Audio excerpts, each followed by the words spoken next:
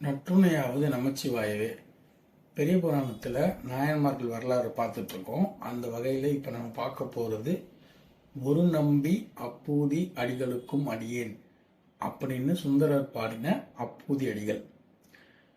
இவரை பற்றி சொல்லணும்னா, இவர் சோழ நாட்டில் திங்களூர் அப்படிங்கிற ஒரு ஊரில் வளர்ந்து வந்தார். அங்கே தான் பிறந்தார்.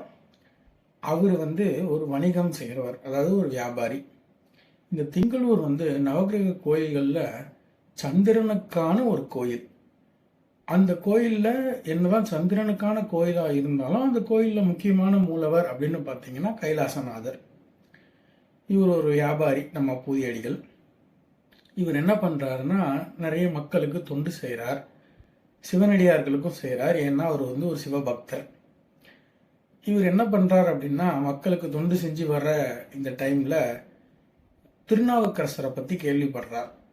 கேள்விப்பட்டு நம்ம திருநாவுக்கரசர் மேலே இவருக்கு ஒரு அதீத அன்பும் பாசமும் வந்துடுது. அதனால இவர் என்ன பண்ணுறாருன்னா, இவர் செய்கிற எல்லா தொண்டையுமே திருநாவுக்கரசரோட பேர்லேயே செய்கிறார். அப்போ இருக்கிற டைமில் ஒரு நாள் திருநாவுக்கரசர் திங்களூருக்கு வரார். வரும்போது அவரோட பேரில் இதெல்லாம் இருக்கே அப்படின்னு பார்க்குறார். திருநாவுக்கரசர் மடம், திருநாவுக்கரசர் தண்ணீர் பந்தல், திருநாவுக்கரசர் மோர் பந்தல், இந்த மாதிரி நிறைய பேர்ல இருக்கு. அப்போ இவர் பார்க்குறார், இது யாருன்னு கேட்குறார். அப்பூதி அடிகளை பற்றி தெரிஞ்சுக்கிறார். திருநாவுக்கரசர் போய் அப்பூதி அடிகளை பார்க்குறார். அப்போ அப்பூதி அடிகள் ஒரு வீட்டில் அவரோட பையனுக்கும் திருநாவுக்கரசன் தான் பேர் வச்சிருக்காரு. இந்த மாதிரி ஏன்பா நீங்கள் மற்றவங்க பேரில் செய்கிறீங்க, உங்கள் பேர்லேயே பண்ணலாமே அப்படின்னு சொல்லும்போது, இல்லை அவரை பற்றி உங்களுக்கு தெரியாது, அவர் இப்படிப்பட்டவர், அவர் கல்லை கட்டி கடலில் போட்டப்போ எழுந்து வந்தார், எல்லாம் இறைவனோட அருள். அது மட்டும் கிடையாது, சுண்ணாம்பு செங்கல் சூளையில் வச்சாங்க, அப்பவும் எழுந்து வந்தார். அவர் நிறைய பாட்டு பாடியிருக்காரு. இறைவனே அவருக்கு திருநாவுக்கே அரசு அப்படின்னு பேர் வச்சிருக்காரு. அப்படிப்பட்டவர் அவரு அப்படின்லாம் இவர் நிறைய திருநாவுக்கரசரை பற்றி சொல்றாரு, திருநாவுக்கரசர்கிட்டயே.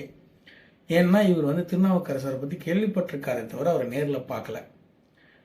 அப்போ திருநாவுக்கரசர் தற்பெருமையே இல்லாமல் தான் தான் அந்த திருநாவுக்கரசர் அப்படிங்கிறத வித்தியாசமாக சொல்கிறார். எப்படி சொல்கிறாருன்னா, இறைவன் அருள் செஞ்ச அந்த இறைவன் தான் அப்படிங்கிறாரு.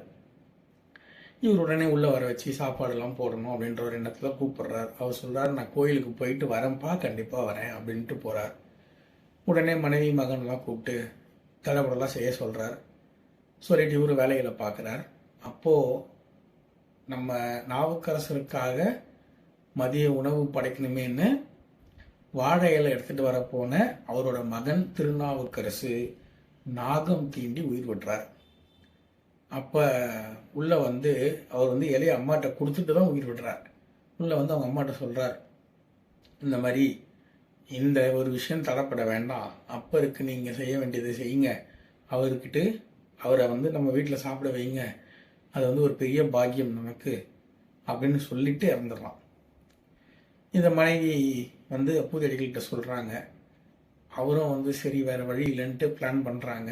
திருநாவுக்கரசர் இருந்தவொடனே அவர் உட்கார வச்சு சாப்பாடு போகணுன்னு ஆரம்பிக்கிறாங்க. அவர் திருநீரை கொடுக்குறாரு, வாங்கிக்கிறாங்க. எங்கே உங்கள் மகன் கூப்பிடுங்கன்றாரு திருநாவுக்கரசர். இவங்க என்ன சொல்கிறதுன்னு தெரியாமல் தயங்குறாங்க. என்னன்னு பார்க்குறாங்க, முகம் வாடி இருக்கு. நாவுக்கரசர் ஏதோ சரியில்லைன்னு கண்டுபிடிச்சிட்டாரு. என்னன்னு கேட்குறார், விஷயத்த சொல்கிறாங்க. எவ்வளோ பெரிய தவறு செய்யணும்.